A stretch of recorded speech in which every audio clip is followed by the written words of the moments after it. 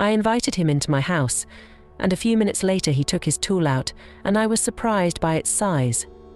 I had never seen anything like that before. I am a quiet woman with homely habits. I have always enjoyed the serenity that my daily life provides. But today, I feel the need to share something that has profoundly changed my perspective, something that happened on an ordinary day, but that took a surprising and unexpected turn. I need to tell this story, and I hope you listen to me without judging me, because what I am going to tell may sound unusual, but I want you to understand that I am only human, subject to emotions and moments of weakness. It was a warm, sunny morning, and as usual, I was at home doing my household chores. The usual routine: sweeping, tidying, organizing, cleaning. With the house empty, my husband at work and my children at school, I take advantage of these moments of solitude to lose myself in music and the rhythm of the tasks, almost like therapy. I like to turn up the volume on the music, dance while I move furniture, and let the music lull me while I get rid of the dust and clutter. That particular morning, the music echoed through the corners of the house, and I was so immersed in my task that I didn't even hear the doorbell ring. I was in a towel, focused on the rhythm of the music, while the sunlight streamed through the windows, illuminating the floor as I swept. What I didn't know was that a friend of my husband's named Pedro had stopped by to return the lawnmower he had borrowed a few days earlier. He tried calling me a few times, but when he got no answer, he decided to show up in person. After ringing the doorbell a few times and getting no answer, Pedro decided it would be best to leave the lawnmower in the backyard.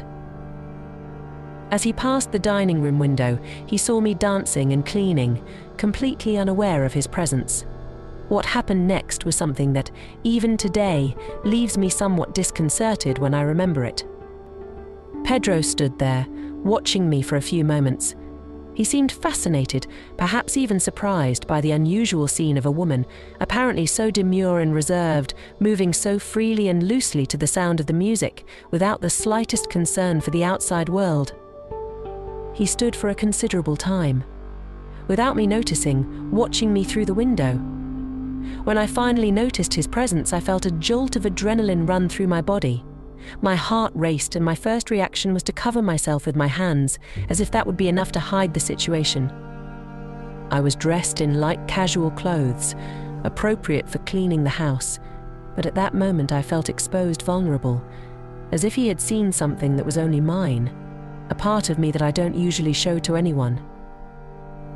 I quickly put on a nightgown and, still a little nervous, went out to the backyard, where Pedro was standing next to the lawnmower. "Pedro, what were you doing at the window?" I asked, trying to keep my tone casual, but my voice betrayed the discomfort I felt. He smiled a little awkwardly and explained that he had come to return the lawnmower and that, since he had not received a response, he had decided to leave it in the yard. He mentioned that when he saw movement inside the house. He was intrigued, wondering if there might be an intruder, so he decided to watch to make sure everything was okay. Although his explanation made sense, there was something about the way he looked at me that left me feeling disconcerted. I joked, trying to break the ice, "You looked like a burglar spying on me through the window." He laughed, but his laugh seemed nervous, almost as if he were trying to disguise the tension of the moment. Then he suggested that we get a drink to cool off, since the morning heat was really stifling. I agreed, somewhat unsure of what to do next, and invited him in. Inside the house, I offered him a glass of orange juice, and he sat down on the couch, still with that slightly disconcerting smile on his face. As he drank, he commented on how much fun it seemed to me to be so relaxed, so different from the image he had of me, a woman who was always so calm, quiet, almost distant. His compliments took me by surprise, and I confess I felt a little flattered.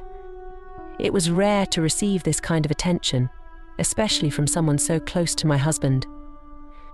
Pedro seemed hesitant, as if he was afraid I might misinterpret his words, but there was a glint in his eyes that suggested something deeper, something he might want to say but couldn't quite express. I tried to play it off, saying he was exaggerating and that it was just a normal day for me, but he insisted, saying that there was something about that morning, something about the way I moved, that had captivated him in a way he couldn't explain. It made me a little nervous. I knew I was starting to get into dangerous territory, and something inside me was telling me to stop the conversation, but at the same time there was a curiosity, a growing emotion that I couldn't ignore. When he finally decided to leave, I noticed that he was visibly agitated. There was a tension in the air, and it affected me in a way I hadn't expected. I had never felt so watched, so desired. And it caused me a mix of discomfort and excitement. Pedro approached me once more, and this time before I could react, he kissed me. It was an unexpected kiss, and for a moment I was completely paralyzed. My lips parted slightly, and I let myself get carried away by the moment, something I never thought would happen. Soon after, I felt a wave of guilt wash over me. What had I done? How could I have allowed this to happen? But at the same time, there was a latent desire, something I could no longer control. Pedro seemed equally confused. He took my hand, apologizing repeatedly, and I just watched him, not knowing what to say or do. He knelt in front of me, asking for forgiveness, and in that moment, everything seemed so surreal. I offered him my childhood bracelet, which was on a nearby shelf, as a symbolic way of asking for peace, of trying to calm the situation. He took the bracelet and smiled, and that somehow eased the tension between us a little. We sat together on the couch, and for a brief moment we forgot everything around us. He put his toy soldier inside my doll, and that made me the most desired and loved woman in the world. For a moment I almost cried, but I realized that it had been the best thing that had ever happened to me. From that moment on, everything changed. Dormant for so long, I never thought I could feel so alive, so connected to another person, especially someone who wasn't my husband.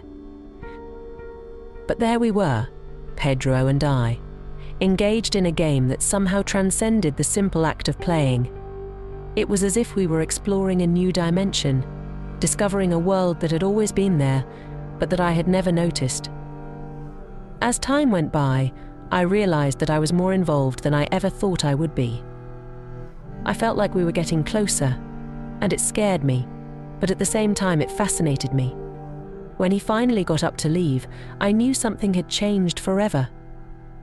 I knew that somehow that day would mark a turning point in my life, something that could never be ignored again. We hugged goodbye, and as he walked out the door, I felt a pang of regret, but also a deep desire to relive it. It was as if a part of me had been awakened, a part one hadn't known existed, and now that it had been revealed, it could no longer be ignored. After that day, I kept thinking about everything that had happened. It was as if a new door had opened before me, and I was about to walk through it. After Pedro walked out the door, an uncomfortable silence settled over the house. The sound of the music, which had previously filled the room with joy and rhythm, now seemed to echo distantly, almost like a reminder that something inside me had changed. I sat on the couch, still a little dazed, trying to process everything that had happened. The heat of Pedro's kiss was still present on my lips, and guilt began to envelop me like a thick fog. What had I done? How could I have let myself get carried away like this? I looked around, trying to find some normality in the usual chaos of the house, but everything seemed different, almost as if the world around me had changed perspective. The guilt mixed with a strange feeling of excitement, something that deeply disconcerted me. My mind raced, trying to find justifications, reasons for what had just happened. It was a moment of weakness, I thought. It was the heat, the music, the loneliness, but I knew I was trying to fool myself. What had happened between Pedro and me was not just a coincidence or a momentary slip-up. There was something deeper, something that had been building invisibly, and now it was right in front of me, impossible to ignore. For a moment I thought about telling my husband everything, but the very idea made me shudder. How could I explain the inexplicable? How could I reveal that, in a moment of carelessness, I had let myself be carried away by a wave of emotion that I had not even known existed? I knew that telling him would not only destroy the trust we had, but it would also forever change the way he saw me. And I wasn't ready to deal with that. I wasn't ready to face the consequences of what had happened. In the days that followed, I tried to get back to my routine. I cleaned the house, took care of the kids, smiled at my husband as if nothing had changed. But inside, I felt like there was an open wound, something that throbbed every time I remembered that kiss, that moment of intimacy with Pedro. I avoided him, of course. Whenever he came to visit my husband, I would find an excuse to stay away so I wouldn't have to face him, so I wouldn't have to deal with how he felt. Pedro seemed to understand, though. He also kept a respectful distance, and although our eyes occasionally met, we didn't exchange a single word about what had happened. But even without speaking, there was a palpable tension in the air, something unspoken but clearly present between us. It seemed like we both knew that that moment was just the beginning of something bigger, something we couldn't just erase. As time went on, I began to question myself even more. Could it be that that episode with Pedro had awakened something that my marriage had long been unable to do? I loved my husband. There was no doubt about that, but the routine had become so predictable, so mechanical, that I wondered if what had happened with Pedro wasn't my own subconscious trying to show me something. There was an emotional void that I hadn't even known existed, and Pedro, with his casual and easygoing manner, had found a way to fill it. Still, feelings of guilt and desire warred within me. I knew that what had happened could not continue. I knew that giving into this new reality would mean betraying everything I had built alongside my husband and my family. But at the same time, the idea of returning to the monotony of my previous life terrified me. Was it possible to reconcile both worlds? Live my life responsibly, but still find space for this new emotional discovery? One night, while we were having dinner, my husband, unaware of the turmoil inside me, casually asked about Pedro. He mentioned that his friend had mentioned how much fun he had had coming over that day and how he seemed more cheerful than usual. My heart raced. The mere mention of his name was enough to bring back all the memories, all the emotions of that day. I tried to respond naturally, laughing at the situation, but inside I felt like I was about to explode.